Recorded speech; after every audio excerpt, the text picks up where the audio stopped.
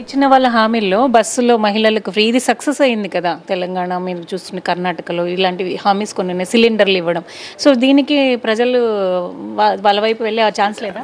అదేనమ్మా, ఇప్పుడు జగన్మోహన్ రెడ్డి గారు రాకముందు ఉండేది ఒక సీన్ ఉండేది. అంటే ఇట్లే అవతల వాళ్ళు హామీలు ఇస్తారు, వీళ్ళు ఇవే హామీలు ఇస్తారు, ఏదో హామీలు నమ్ముదాంలే అనుకొని జోడు ఎక్కువ చెప్పాడు వేలంపాటలో మాదిరి అనేది. కానీ ఈసారి ఇక్కడ అది కాదు నిజమైన పాలన. అంటే నిజంగా దీనివల్ల ఇది కంటిన్యూ అయితే చాలు మన జీవితాలు బాగుపడతాయి అనుకునే స్థితిలో మంచి ఆలోచనలతో లక్షల కుటుంబాలు ఉన్నాయి. అందువల్ల ఆ భ్రమలకు వాళ్ళు లోను గారు. చంద్రబాబుకి నమ్మకం లేదు. నిజంగా నమ్మకం ఉంటే ఇప్పుడు ల్యాండ్ టైటిలింగ్ యాక్ట్ అనో ఇంకో పిచ్చివో అబద్ధాలన్నీ తీసుకొని కోట్ల రూపాయలు కట్టి పత్రికల్లో ప్రకటనలు ఇవ్వడము, లేదా ఐవీఆర్ఎస్ కావాల్సిన కోట్ల రూపాయలు ఖర్చు పెట్టి చేస్తున్నాడే.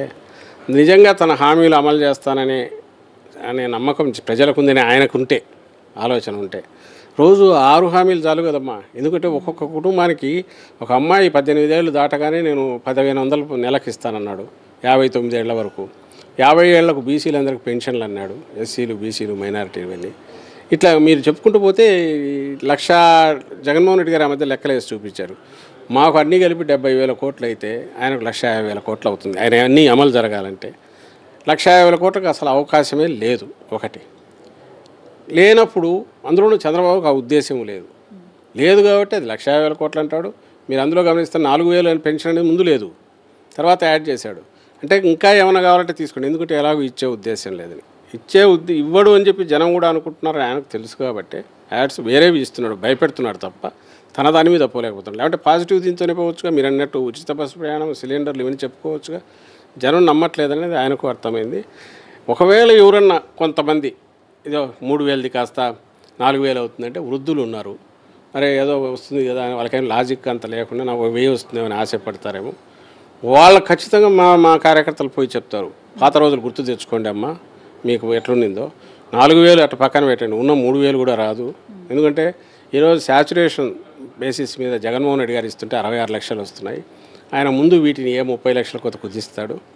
ఆ తర్వాత ఇప్పుడున్న వాలంటీర్లను పీకేస్తాడు. 10,000 ఇస్తానంటున్నాడు, వాలంటీర్లకు కాదు, జన్మభూమి కమిటీలు వస్తాయి, వాళ్ళకి ఇస్తాడు 10,000. వాళ్ళు ఇళ్ళ దగ్గరికి వాళ్ళు రారు, మీరు వాళ్ళ ఇల్లు చుట్టూ తిరగాలి, కమిషన్లు తెచ్చుకోవాలి, అలాగే ఎండల్లో పోయి తిరగాలి. ఆ పాత రోజులు గుర్తుకు తెచ్చుకోండి. ఇప్పటికే రాకముందే వాలంటీర్లను దెబ్బ కొట్టి ప్రాక్సీలతో ఇది కంప్లైంట్ ఇప్పించి ఎట్లా చేశాడు. ఆఖరికి వాలంటీర్లు ఆగిపోయారు, రోడ్ల మీదకి వీళ్ళు వచ్చారు. అది సరిపోదని చెప్పి బ్యాంకుల్లో ఇవ్వండి అని చెప్పి మళ్ళీ ఇంకో దెబ్బ కొట్టాడు.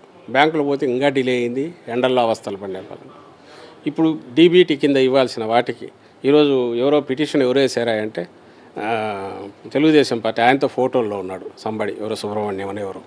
అంటే తాను సీన్లేకి రాకుండా తెలుసు వెంటబడి కొడతారని తను వచ్చి దీన్ని ఆపితే వేరే వాళ్ళతో ఇచ్చి డీబీటీ కింద ఇవ్వద్దు అని చెప్పి ఈరోజు మళ్ళీ వేయించాడు.